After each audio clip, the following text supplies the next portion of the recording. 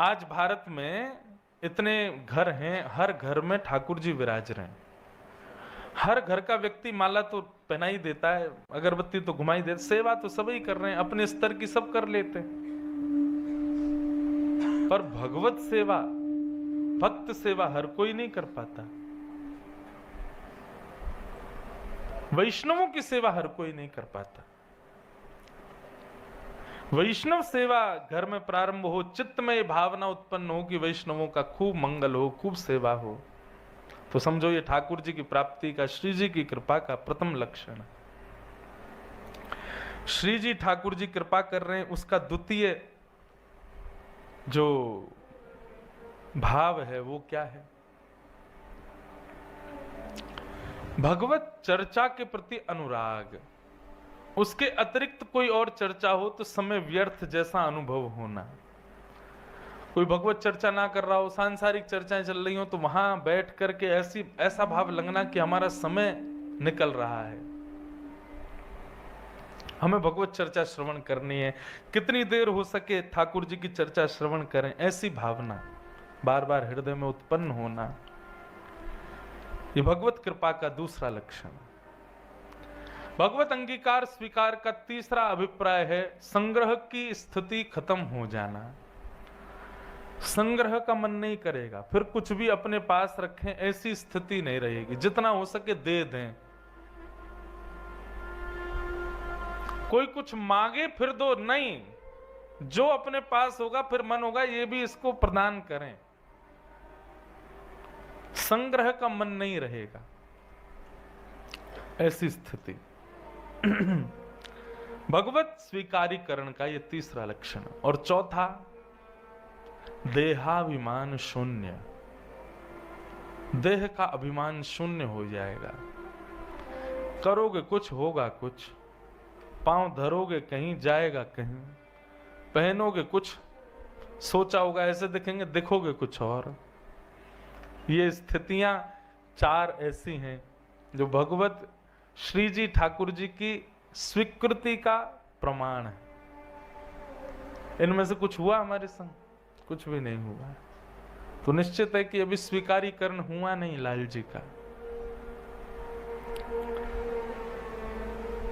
इसलिए स्वीकृति के लिए हम सत्संग सुनते हैं, ताकि लाल जी हमें स्वीकार करें, श्री जी हम पर कृपा करें, अनुग्रह करें। श्री कुम्मन दास जी महाराज, सूरदास जी महाराज, मीराबाई, ये सब स्वीकृति है। भगवत स्वीकारीकरण हो चुका है इनके प्रति। कुम्मन दास जी के चरित्र में भाव आता है कि श्री कुम्मन दास जी गाते बहुत सुंदर थे। एक मैं कथा में एक बात कहा करता हूं बंधुओं कि कई लोग पूछते हैं कि महाराज जी, आप लाल जी आपके संग रहते हैं, सेवा में विशेष क्या ठाकुर जी को अर्पित करना चाहिए जिससे ठाकुर जी प्रसन्न रहें?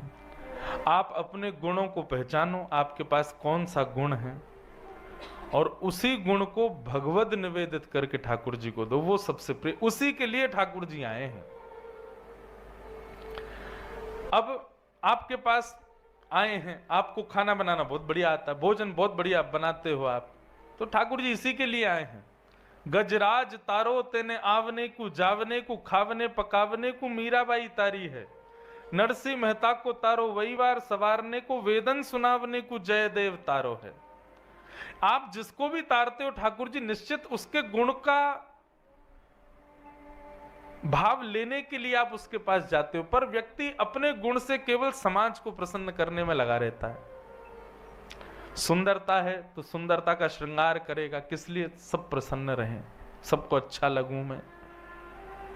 नाचना अच्छा आता है तो नृत्य करके सदैव प्रयास करेगा कि ऐसा नृत्य करूं कि सब वाहवाही करें।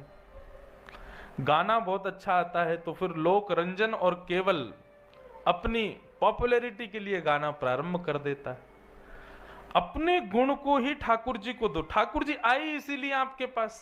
अगर सेवा विराजी है आपके घर पे तो वो और किसी साधन के लिए नहीं आए हैं। आपका गुण जो है जिससे आप सबको रिझाते हो, उसको ठाकुर जी लेने आए हैं। उनको प्रदान करो, उनको निवेदित करो। अपने भाव निवेदित करो। तो श्री कुम्भन दास जी महाराज बहुत सुंदर गाते थे, लेकिन उनके परिवार को बहुत आवश्यकता थी कि कोई व्यक्ति खूब सारा धन दिया करे ताकि कुम्भन दास जी का घर चले। पर कुम्भन दास जी कभी लोक रंजन के लिए गाते ही नहीं थे। किसी भी गुण का प्रयोग लोक रंजन के लिए हो तो समाज प्रसन्न होगा, संसार आपसे रीझेगा, पर उसी गुण का भाव ठाकुर जी की प्रसन्नता के लिए हो तो ठाकुर जी रीझ जाएंगे निश्चित। मैं अपनी कथाओं में कहा करता हूं कि भजन, साधन, भाव, भक्ति, एकादशी व्रत, तिलक लगाना, कंठी माला पहनना, सब जरूरी है, परंतु इन सब के साथ अपने गुण को ठाकुर जी को निवेदित करो। आपका जो योग्य गुण है वो ठाकुर जी को प्रस्तुत करो, उससे ठाकुर जी आपके भजन से पहले आपसे मिल जाएंगे। भजन से जितना समय लगना होगा वो और कम हो जाएगा, ठाकुर जी गुण से जल्दी रीझ जाएंगे। गुण निवेदित करो। कुम्भन दास जी कहीं नहीं गाते थे, चाहे कितना भी अच्छा स्वर किसी को क्यों ना लगता। कोई बहुत कहता था कुम्भन दास जी आपका स्वर बहुत सुंदर है, हमें कुछ गा के सुनाओ, तो कुम्भन दास जी कहते मंदिर में आ जाइए, इतने बजे से इतने बजे तक हम गाएंगे, वहीं बैठ के हमको सुन लेना। ठाकुर जी के अतिरिक्त कहीं और अपनी वाणी की सेवा नहीं।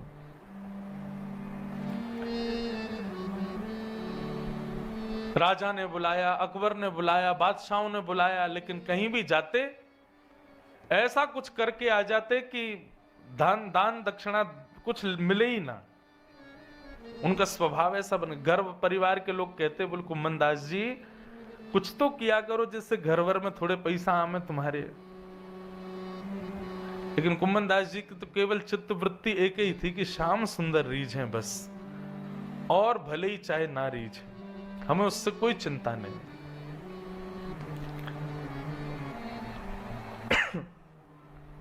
एक बार गुसाई विठल नाथ जी ने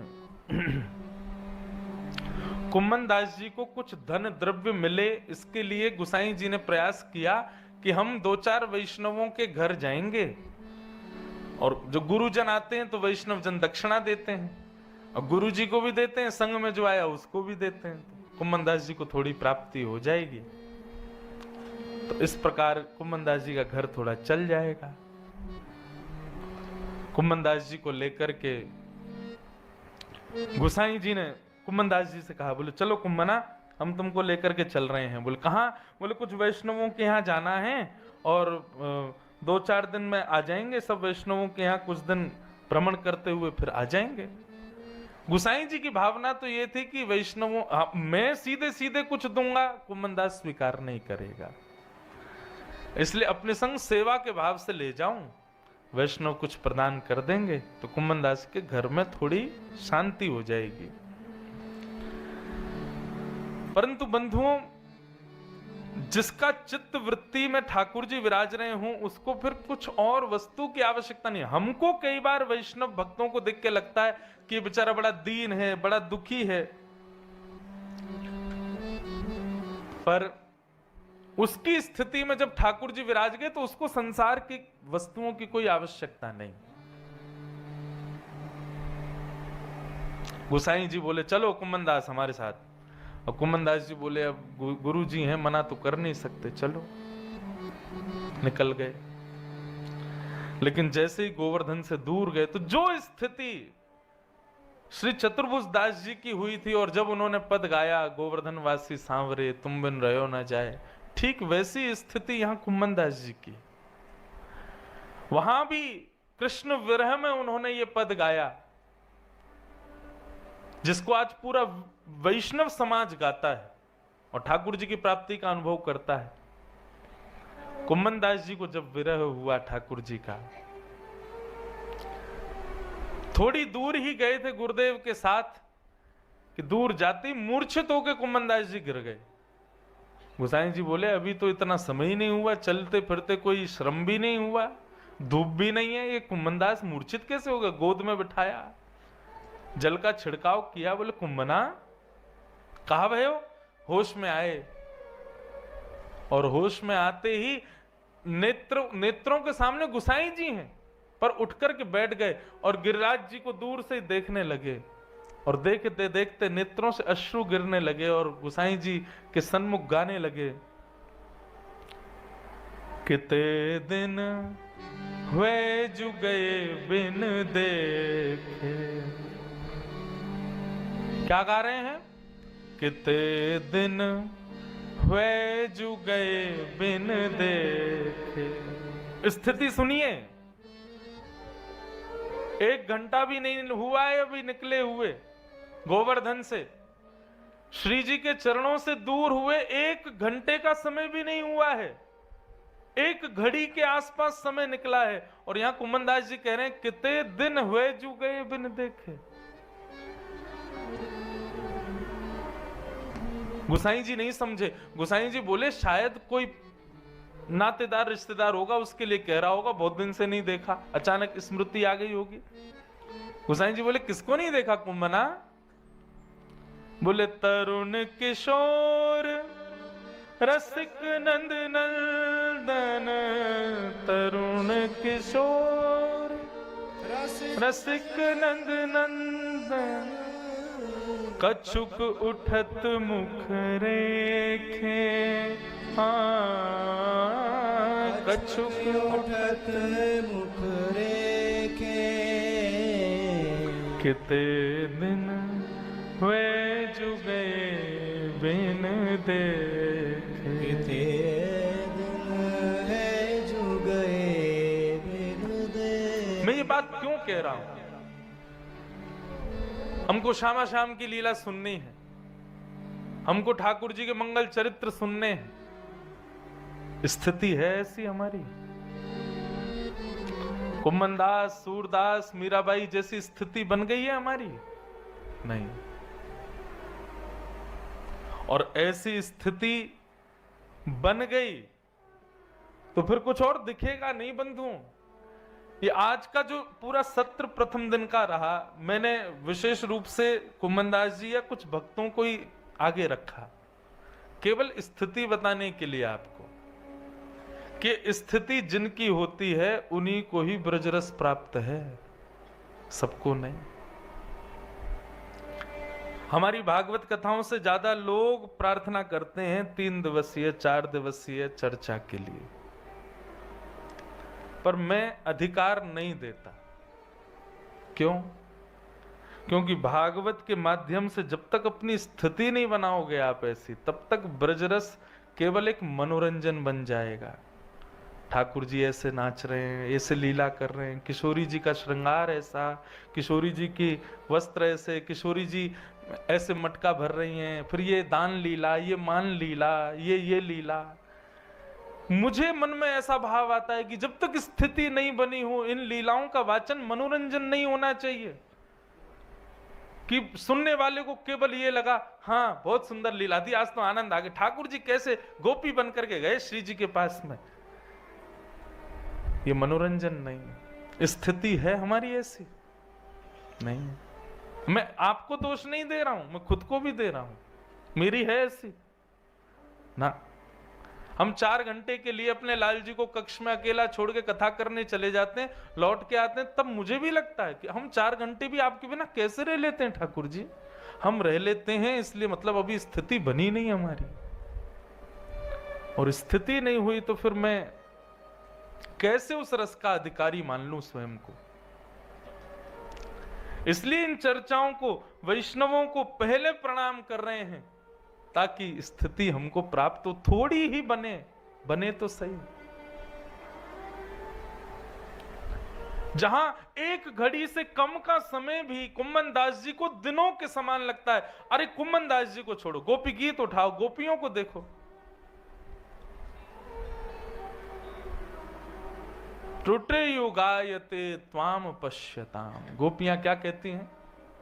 हे नंदनंदन, हे श्याम सुंदर, जब आप गौचारण करने के लिए जाते हो और उस समय जब आप गौचारण करते हो, आपके घुंघराले केश, मधुर कटाक्ष नेत्र, ऐसे सुंदर कपोल, पीली पीतांबरी धारण करके जब आप गायों के पीछे चलते हो, उस समय जब हम आपको देखती हैं ना, और देखते देखते जब हमारी पलकें ऐसे झपक जाती हैं तो वो एक क्षण से कम समय के लिए झपकी हुई पलक भी हमको 3 युग के समान लगती है।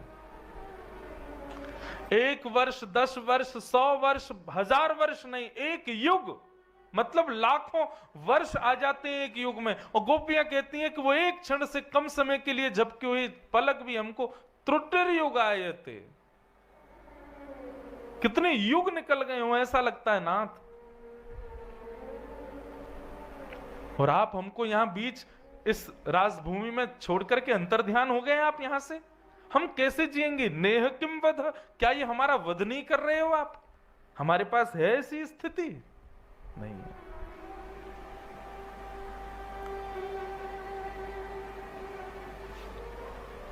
स्थिति नहीं है अभी हमारी, पहले स्थिति तो बने। इसलिए स्थिति बनने के लिए क्या करें? गोपियों को, गोपेश्वर को, इन सबको पहले प्रणाम करवा रहे हैं हम, ताकि इनको वंदन करो। पहले इन रसिक जनों को प्रणाम करो, इनको, इनकी स्थिति भाव को समझो, तब उस लीला में प्रवेश करें। वह चितवन, वह दृष्टि मनोहर, वह चितवन, वह दृष्टि मनोहर, वह नटवर बपु भेखे, वह नटवर बपु भेखे, किते दिन हुए जुगे बिन देखे, किते दिन हुए जुगे बिन देखे। श्याम सुंदर संग मिल खेलन की, श्याम सुंदर संग मिल खेलन की, आवत जियब रेखे, आवत जियब रेखे। कुमदास लाल गिरिधर बिन,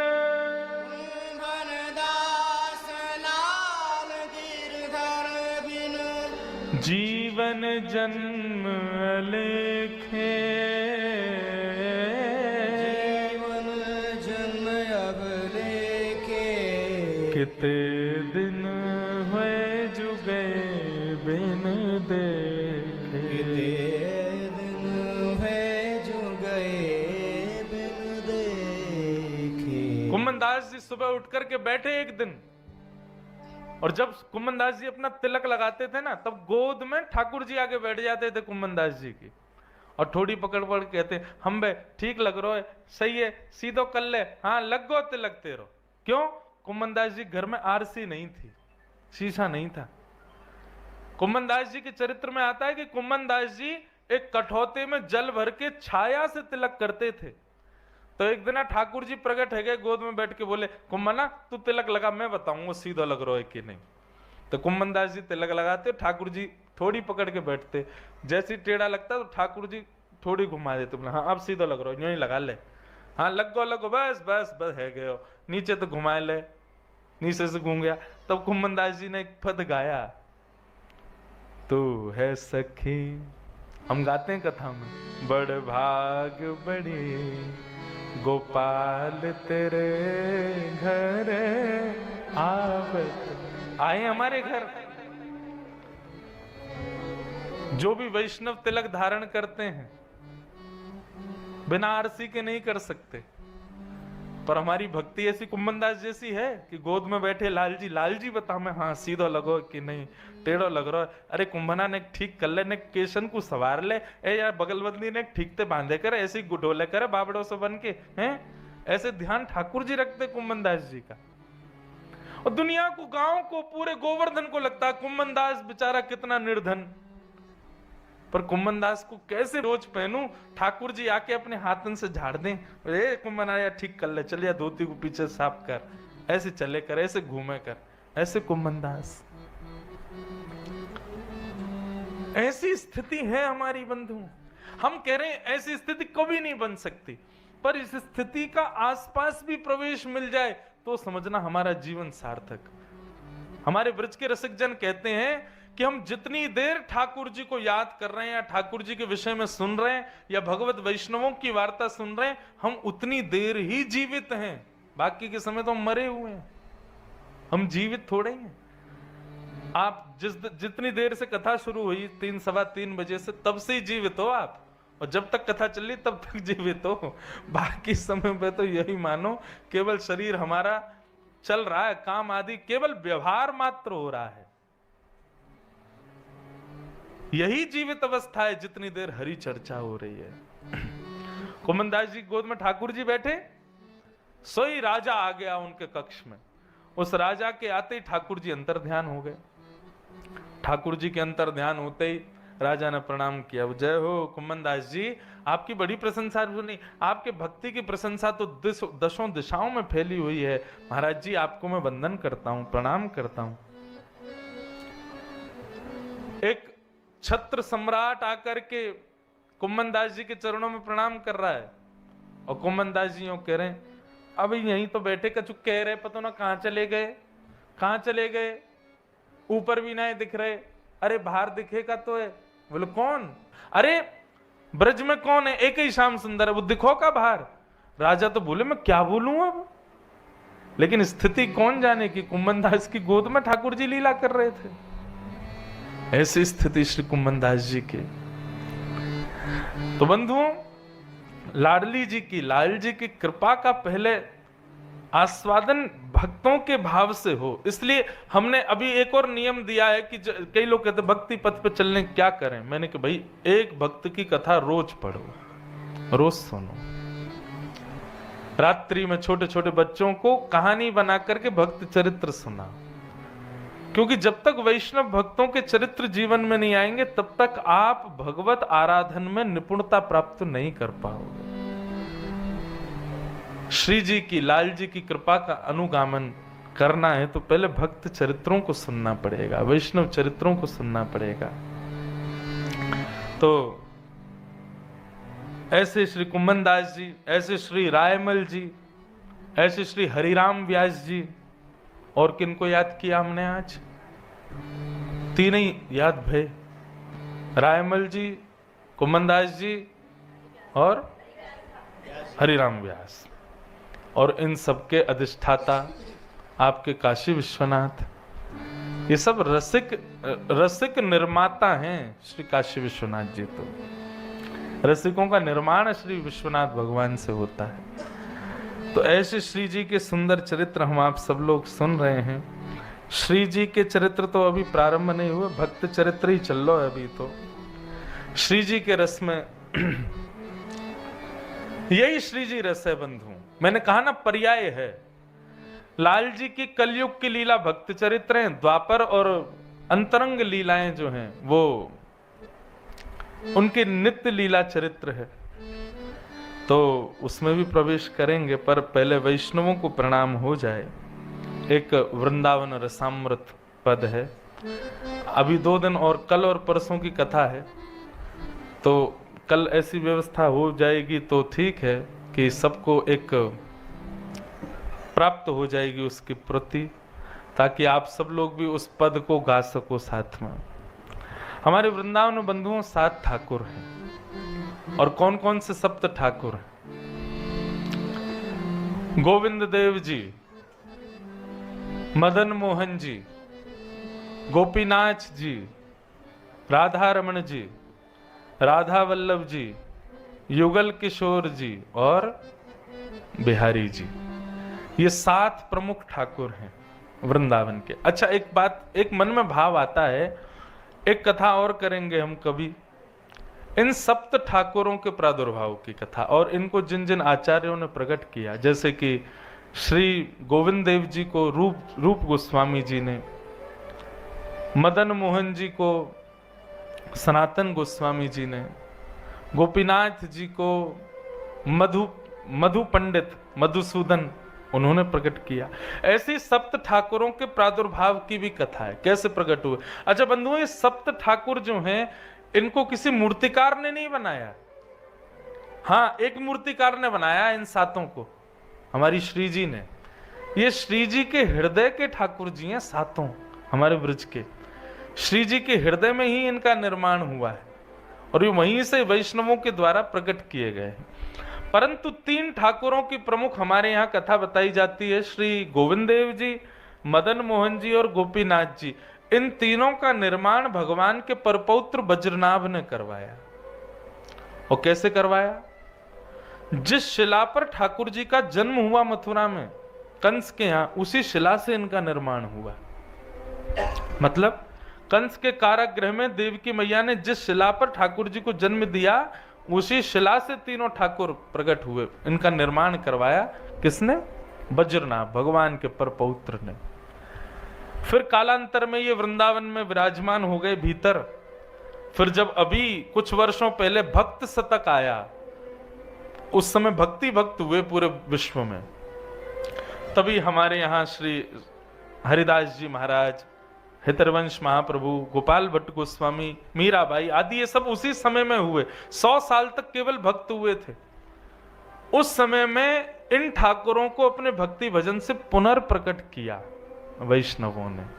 बाकी ये ठाकुर पूर्व से ही वृंदावन में विराजते। उनकी भी बड़ी मधुर कथा, कल एक आध ठाकुर की कथा सुनाएंगे, राधा वल्लभ जी की, मदन मोहन जी की, कैसे प्रकट हुए, कहां से पधारे, क्या उनका भाव। तो ये 3 ठाकुर, मदन मोहन जी, गोविंद देव जी और गोपीनाथ जी, ये 3 वज्रनाभ ने इनका निर्माण करवाया।